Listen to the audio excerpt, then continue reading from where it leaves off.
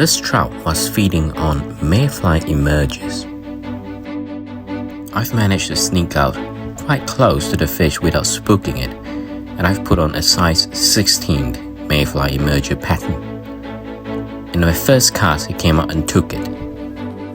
God save the queen, I striked, and it went straight upstream. I fought this fish with my 5-weight epic black mamba and 4x tippet. What an amazing high country brown trout.